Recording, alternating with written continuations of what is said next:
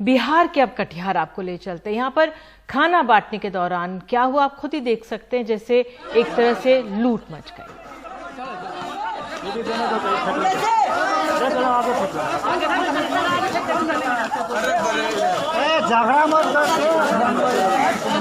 अरे एक एक लो ना यार अंदर जाके।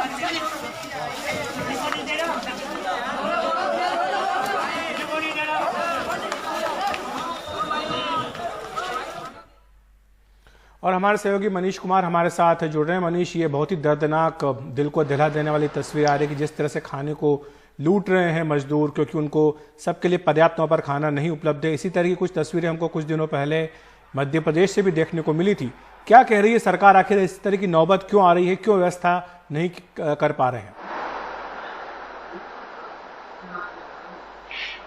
देखिए, जहां तक व्यवस्था का सवाल है, रेलवे के द्वारा सफाई यह दी गई कि इन सभी इस ट्रेन में सफर करने वाले यात्रियों को नाश्ता और भोजन दोनों दिया गया था। उसके बावजूद चूंकि बांटने वाले लोगों की संख्या कम थी, उसके कारण उन्होंने कहा कि इसलिए वहां पर भगदड़ की स्थिति हुई।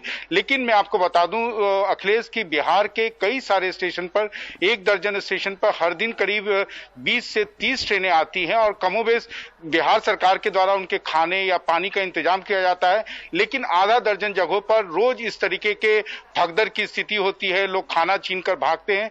हो सकता है कि उसका कारण हो कि उन्होंने भोजन का दर्शन जो है पिछले 3-4 दिन या 1 हफ्ते के अंदर नहीं किया हो। लेकिन दूसरा पक्ष यह भी है कि उन्हें इतनी ज्यादा भूख होती है कि लोग खाना छीनकर भागकर खाने की कोशिश करते हैं। अगर आप उस विजुअल को देखेंगे तो उसमें बहुत सारे लोगों ने जो छीना है, तुरंत उन्होंने खाना भी शुरू कर दिया है, जिससे लगता है कि उन्हें भूख बहुत कसके लगी हुई थी।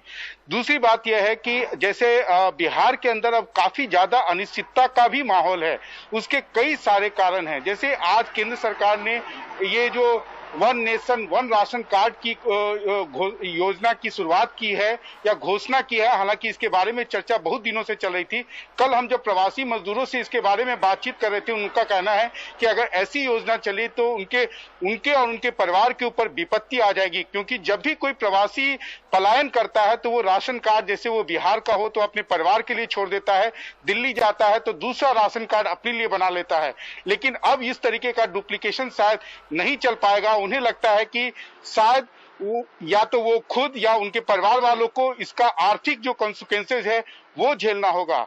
और जहां तक आज के पैकेज के बारे में अखिलेश सवाल है, तो बिहार सरकार इसको लेके बहुत ज्यादा उत्साहित नजर नहीं आ रही है। उसका कारण यह है कि बिहार में हर साल आप देखते हैं कि आपदा आती है, लाखों लोग विस्थापित होते हैं, लेकिन जब केंद्र सरकार से कंपनसेशन की बात आती है तो मात्र 20 से 25% ही मिल पाता है। अखिलेश।